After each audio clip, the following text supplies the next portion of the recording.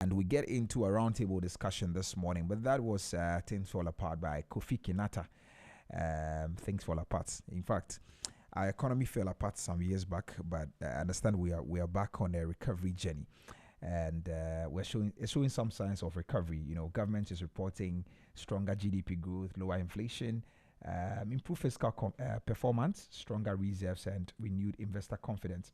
But beyond the numbers, the key question is whether these gains are translating into real improvements for businesses and for households. And so today on our roundtable discussion, we assess Ghana's media economic scorecard, what is working, what changes or what challenges remain, and also what the outlook looks like for the months ahead. And I have in studio my very good brother and friend Richmond Akpa. He is a financial analyst and he joins me in studio for this conversation. Richmond, Charlie, you're welcome. Thank you very much, Hammond. How are you doing, my brother? I'm doing very well. Good morning to you and good morning to our cherished listeners. Fantastic. How many years has it been? I think 4 years. 4 years. That's a long time. Is it 4 years? Yeah, 4 years. Five years. 5 years. Charlie. Charlie, good to see you. You're doing well. Thank you. You're doing well. I'm so proud of you when I watch some of your videos. The feeling is mutual. Thank you. All right. Anyway, let's get into our conversation this morning. So, Finance Minister, yes, in the media budget review says a lot of things. I mean, the Ghana has not only met its first half targets. What we've seen is that there's been even the whole bit about exceeding some of these targets and all of that. From your perspective as a financial analyst, how would you assess the economy? Well, I think this is one of the intelligent questions that you've asked. The economic crisis of 2022, I don't think was an accident. The economic crisis was a consequence of a series of wrong policy choices by the erstwhile administration. Right. Wrong policy choices about reckless spending, excessive borrowing, unable to service those debts. There was a lack of accountability. And then we can see that the person who was in charge of the economy has run away to the US. He doesn't want to come back to account, even after he has handed over power. And then I think that there was a failure to level with the Ghanaian people about the true state of the economy. So I think that coming from this place, government has done well looking at where they had taken the economy from to where it is now. We had inflation rising about 50%, over 50%. Yeah. As at then coming down to about 28% in 2024.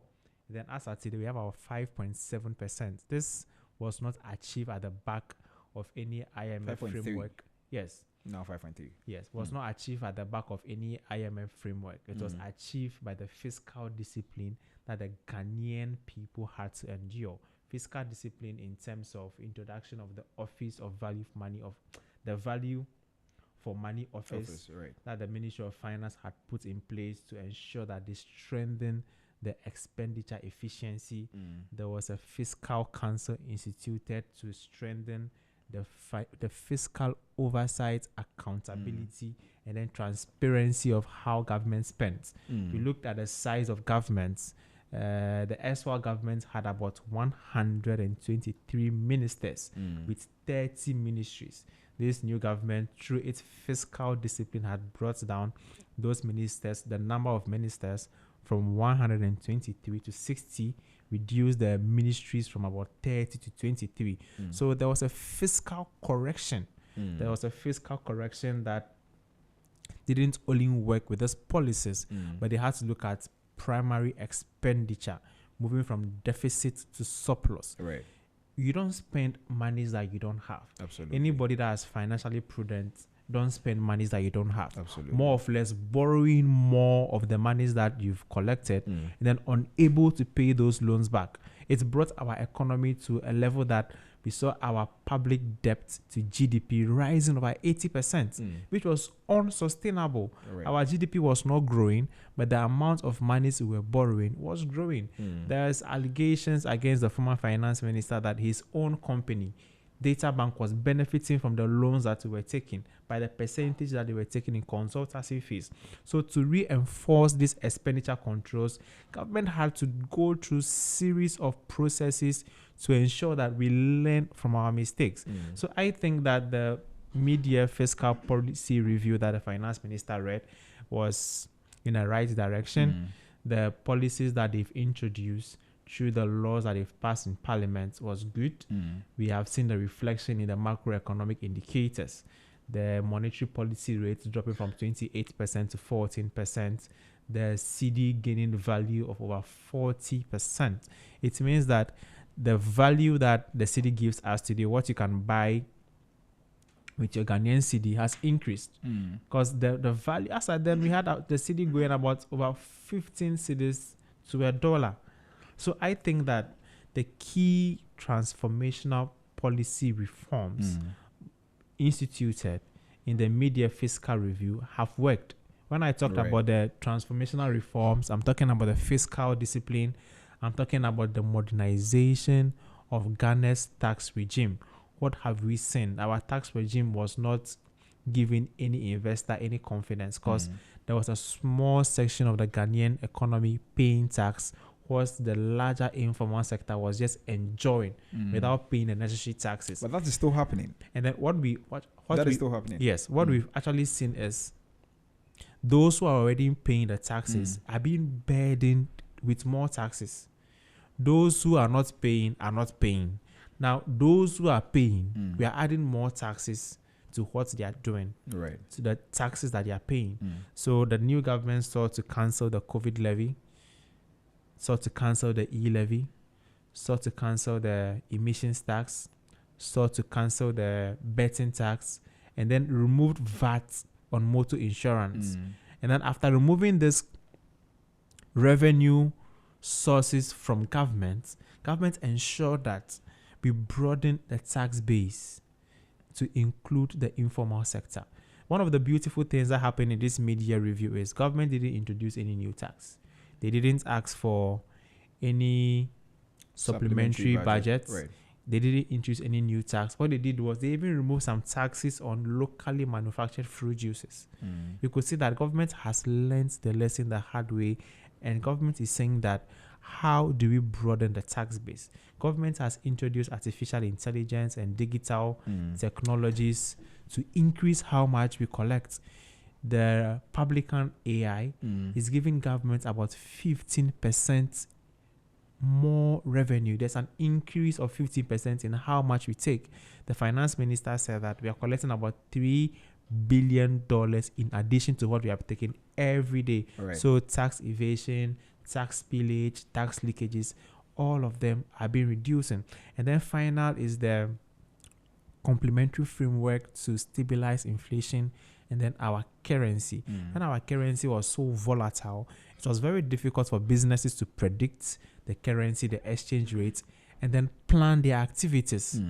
The institution of the Ghana Gold Board. The Ghana Gold Board came in at a time that we had a lot of gold smuggling that we had even featured on the Al Jazeera gold mafia scandal. It was bad. The Ghanaian taxpayer was not benefiting. So the introduction of the Ghana Gold Board was introduced to curb gold smuggling. One of the beautiful things that the Gold Board had done is to bring in foreign inflows, the foreign exchange inflows of about 15 billion within these 18 months. The Ghana Gold Board alone has brought in about 15 billion in foreign exchange, helping our current trade balance to grow from a 1.9 surplus to about 8.3% of our GDP just in 2025. So if you see it, you understand that yes, from the fiscal performance, revenue performance, expenditure performance, all of it, government is taking them one by one. Then it's working on them, making sure that the budgets that we have from the service sector to the industry sector reflects in the life of the ordinary Ghanaian. Now, these macroeconomic indicators are just numbers. Government needs to ensure that it reflects in the lives of households, it reflects in the private sector, it reflects in the public sector, the state-owned enterprises. It's been a long time that I think one of the few things that we actually came to meet is the habitual loss-making nature of all state-owned enterprise. It's like it's a norm. Everybody in the state-owned enterprises, the Ghana Cylinder manufacturing making laws, those Gihok, those producing the President Mahama says, how can you be selling akpeteshi and be making losses? Tell me, they are making laws, everybody. So government needed to introduce a fiscal discipline framework, making sure that you before you spend, there has to be a commitment authorization from the Ministry of Finance, so that you don't go and spend monies that you don't have. And then there was this excessive traveling by government appointees. They are carrying everybody along. No. It was bringing so much cost. So I think the fiscal discipline to the fiscal correction, we can't spend monies that we don't have. Absolutely. And I think that is one of the things that has given room to our economy to breathe a little by cutting off all those unnecessary expenses. Right. The Ghana Cares or Batampa program, the You Start program, these are policies that were not reflecting the life of any Ghanaian. They were just propaganda policies that were rolling out and spending monies on. It was not working. Now, one of the good things that if you look into the budgets is the Ghana Accelerated National Reserve Accumulation Policy.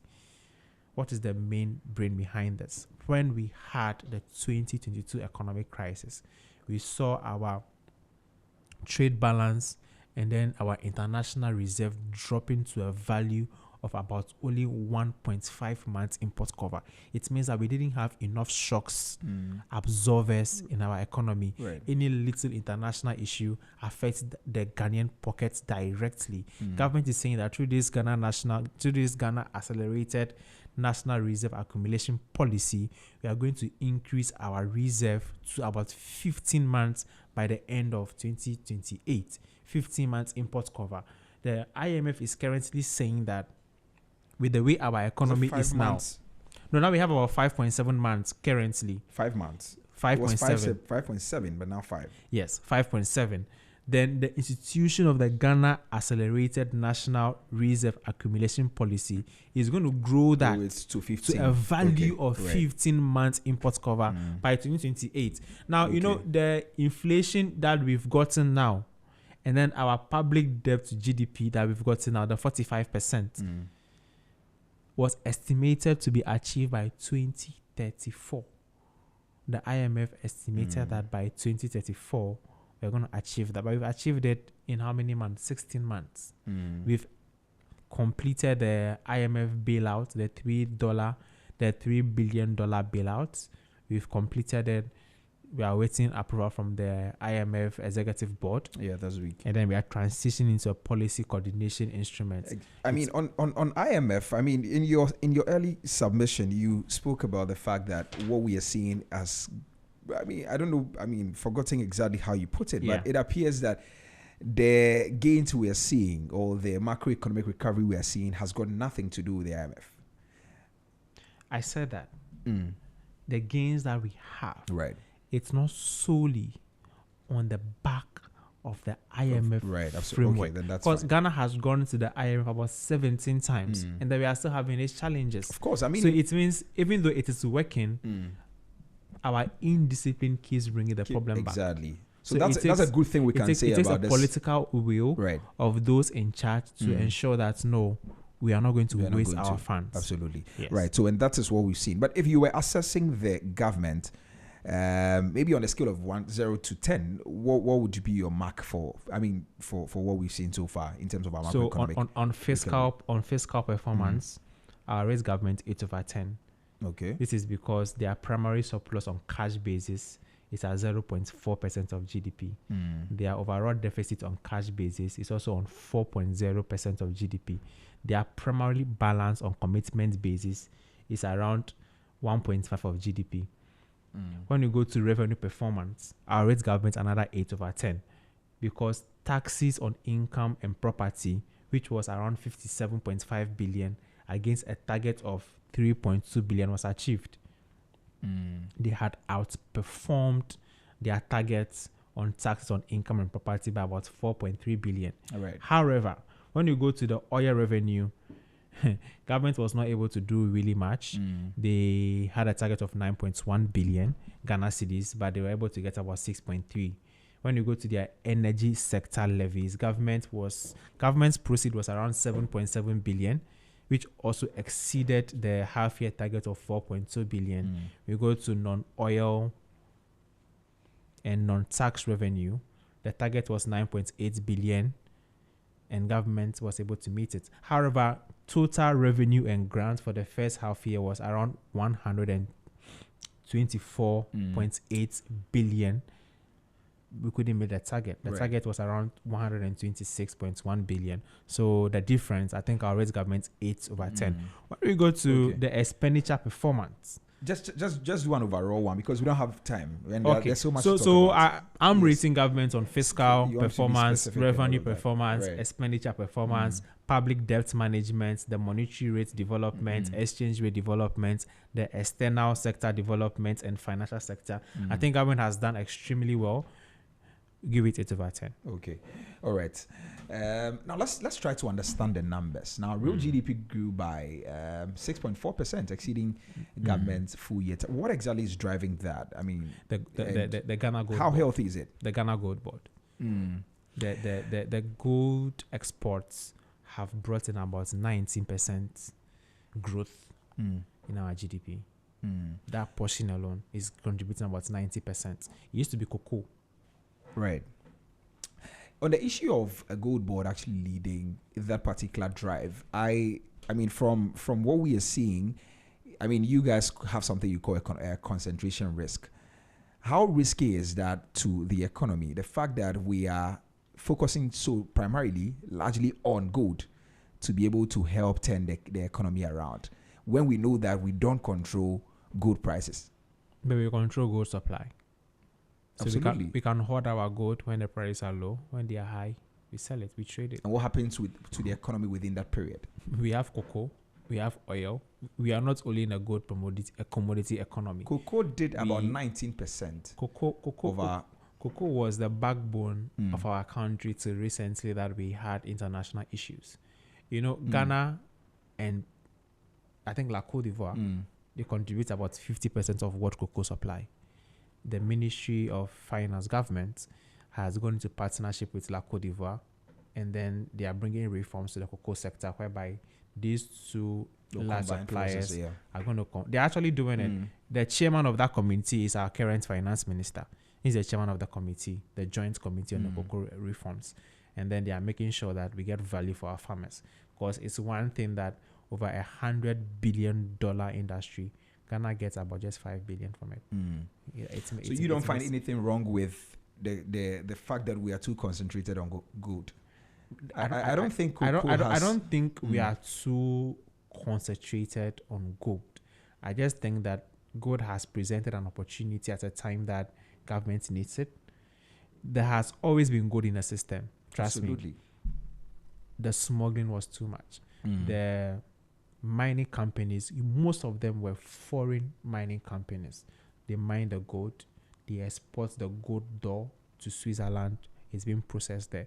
The budget review is saying that government has gone into partnership with the large mining firms to retain about 30% of their gold doors to be locally processed.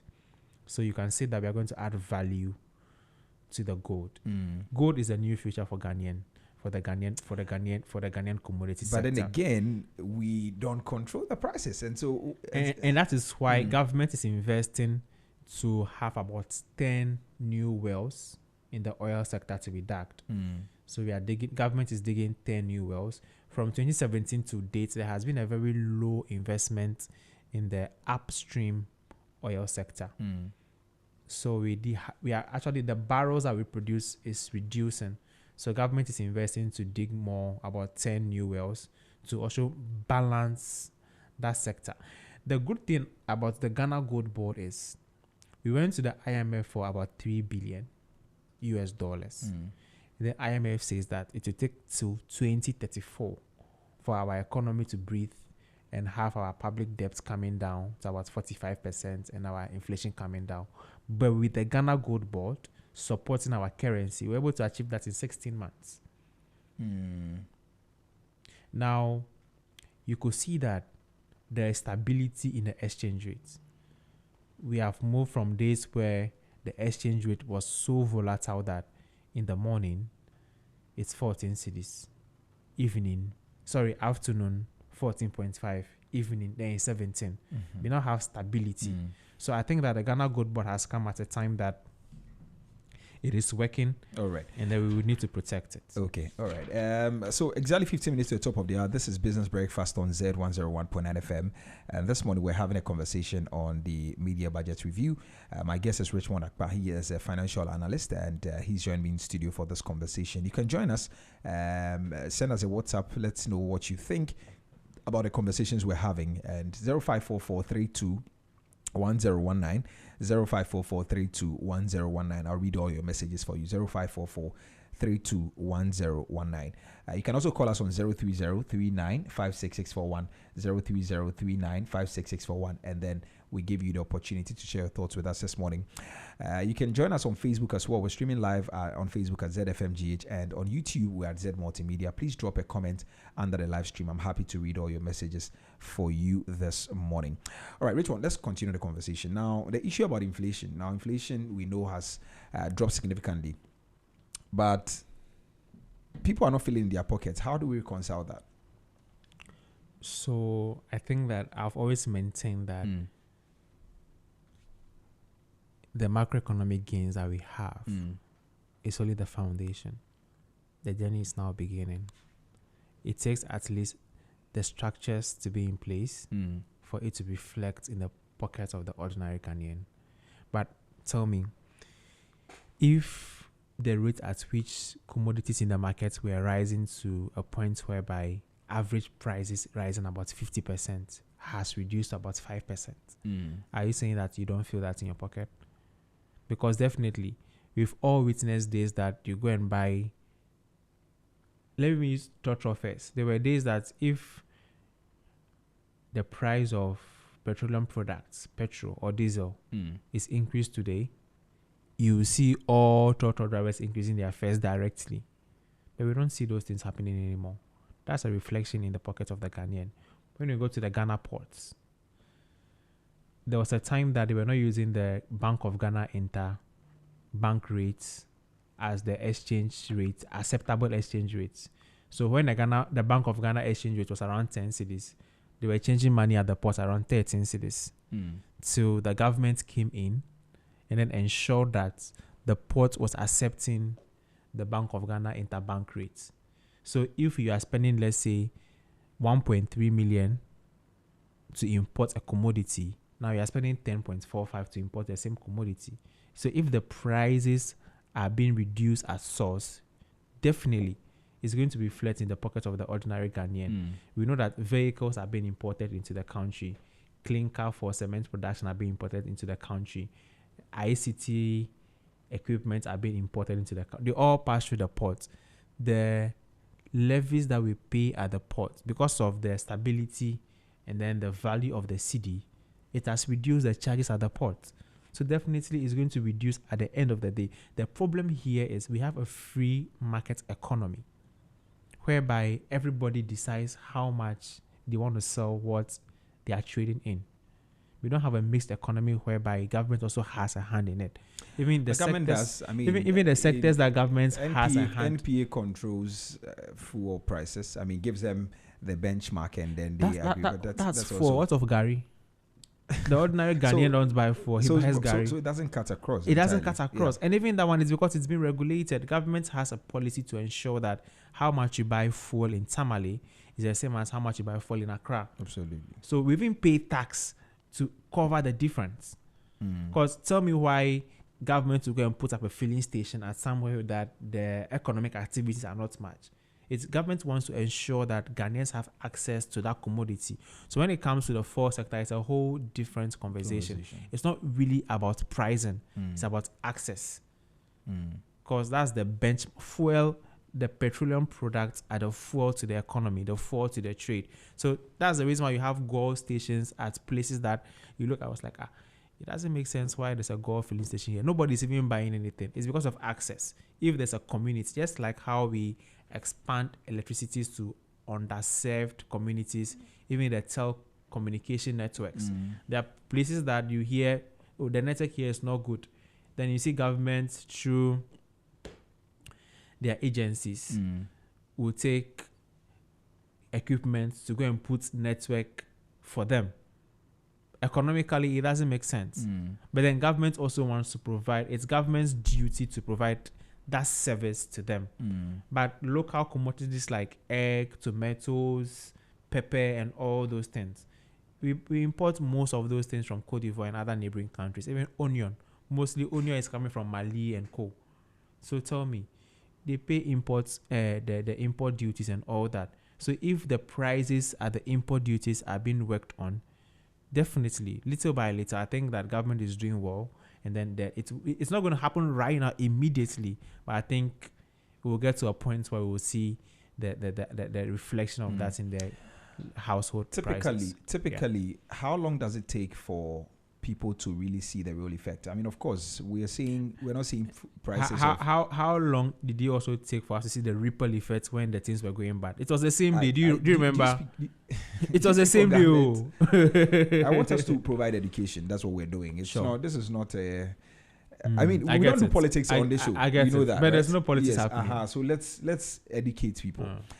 So that's what I'm asking. So how long does it usually take for things to reflect? I mean, inflation numbers and all of that to reflect in the. I mean, according to the literature, that's what I'm asking. Mostly, it depends on government's policy. Okay. Government needs to take a deliberate policy for that to reflect. The finance minister says in the mid-year fiscal review that by the end of the year, Ghanaians will start feeling those differences. He even said that verbatimly that the price of okra and garden eggs have started to reduce. You see, one thing that we have to understand is if we are producing the things ourselves, we can have control over the prices. But when you look at the data, funny enough, one of the biggest contributors or drivers of our inflation are the commodities that we are producing and trading locally. You notice that some of the commodities that are being imported are actually cheaper than the ones we produce here. Let's take our local rice, for example. Local rice is more expensive than imported rice. Right. To me, it doesn't make sense. Somebody who has farm rice somewhere, shipping it to Ghana, clearing it. At the end of the day, even sanitary parts. That's why they put some taxes on them to increase their prices so that the local industries can also compete. But these are all based on external factors. For example, access to credit.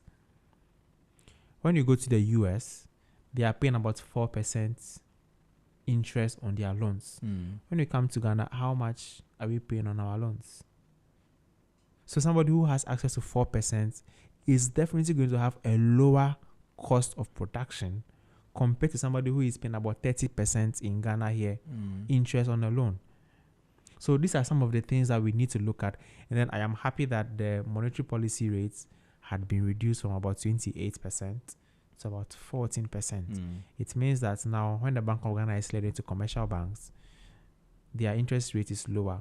So definitely commercial banks are also going to have a lower rate to lend to the Ghanaian businesses. But we're not quite seeing that.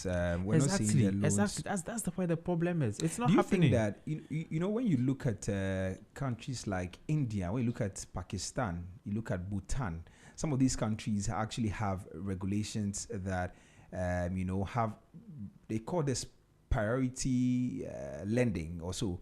Yes, I mean where it is mandatory for banks to lend towards certain sectors in the economy. I mean by law. Do you think that we've gotten to that point? Do you think that we need to have something like that in this country where the Bank of Ghana, Ministry of Finance, actually make sure that banks actually lend to the private sector? Do you think we need to get to that point? I think we've actually arrived at that point. If we look at the policies of this government, the 24-hour economy, and then accelerated export development program, they are instituting the Women's Bank, the Women's Development Bank.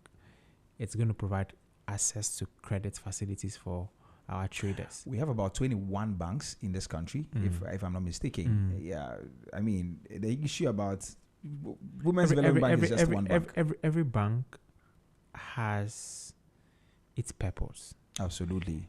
I think recently I was reading a document from the Bank of Ghana, and then the governor was saying that because of issues of capitalization and issues of minimum capital requirements, a lot of the banks can't really do much. But because we understand that they've all been recapitalized. Yes, they can't do much because they need to have capital base. Right. So you can't carry all your money and going to be given to an investor. The monies are for depositors. You are holding them in trust for depositors.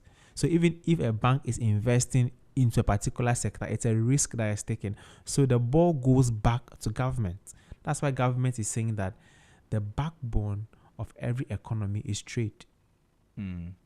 How do we get financing for our traders? Who are the traders in our economy? Our mothers. The informal sector covers about 65% of our economy. So yes, giving our market women the credit facility in all the constituencies in Ghana through the 24-hour economy markets, I think that's a game changer. Absolutely. Government will be able to regulate the interest rates in the first place, the payment terms, and then one of the beautiful things that I anticipate is government is going to give grants to these market women. So when you educate a man, you educate one person. But when you educate a woman, you educate a whole community. So when you give financing to a woman, you're giving the financing to a whole community. Well, I mean, the argument is not really, or the concern is not really about the whole Women Development Bank. I mean, it's a good thing that we'll have a dedicated bank towards that. But my concern is that as we are not seeing banks lending more despite these gains that we are recording, maybe we need to get to a point where we have laws actually backing that, so that the over 21 banks, or there are about 21 banks in this country, will be doing a lot more lending other than going to, of course, treasury bills and all, and government securities and all of that. So that's what I'm asking you, and that's my final question. Our time is up and we have to go. So let me hear your thoughts on that. I understand that during GK Agama's tenure as Bank of Ghana governor, we used to have something of the sort, and we're asking whether that should come back from where you sit as a financial analyst. No. I think we've moved away from that. You see, one of the key things that we need to understand is credit is a trust business. When you give credit to a business, the business needs to have the capacity to produce and pay back that money. So it's not just about having money and then instructing banks invest in the economy. When businesses are taking so much money, it means there's so much money moving in the economy. It also raises inflation. Now the priority is growth. How do we match growth? That's the whole priority. The Bank of Ghana's job is to stimulate growth in the economy. The Bank of Ghana has its own mechanisms in place that they use to stimulate growth. So it's not just an issue about giving credit to businesses or to a particular sector in the economy. When you look at the energy sector currently, there was an issue whereby we were not able to pay our independent power producers. We didn't see Bank of Ghana or banks giving loans. What we saw was fiscal consolidation by introducing the cash waterfall mechanism, whereby all the revenues that are being generated through the energy sector goes into one single account, then it comes down to pay all those that it needs to pay and service all our debts. And trust you me, government says that they are raising about 1 billion every month from that cash waterfall mechanism. So sometimes it's not about pumping more money into the system. It's actually studying the system and see what spillages, what loopholes, what leakages are there, close those leakages, and then restructure the whole thing. We can even introduce ownership policies with these private sector businesses whereby government takes an ownership stake. If government takes an ownership stake, then government can now invest into these businesses, and it goes a long way in helping. It's not always about credit. If there's an ownership policy that can be shared between government and these private businesses, government is ready to do that. We've seen it several times whereby government invest in businesses. We've seen it. All right. Richmond, thank you very much. You're welcome. Yeah, I'm really grateful that you came this morning. Hopefully we can have further conversations in the coming days, but I'm really grateful. All right, so Richmond Akpa is a financial analyst, and he joined me this morning. We spoke a bit about the media budget review. We touched on quite a number of things in there. We've spoken about inflation and how that hasn't really trickled down to the ordinary Ghanaian. We've spoken about the banking sector. I mean, not lending adequate. I mean, not lending more, even though we're seeing a lot of macroeconomic gains and all of that. But that's how we wrap up today. We're back again tomorrow. Tomorrow we are going to focus on the tax conversations or the tax elements of the budget. We'll go deeper into that. I have a tax analyst who will be joining me as well, so that we can have a good conversation on that. But until then, keep listening to Z101.9 FM. I'll see you tomorrow. My name is Nitrebi Hammond. Please take care of yourself. Up next is The Brighter Side with Jeremy Okoria Marco. And when you think Ghana, please think Z. I'll see you. Bye-bye.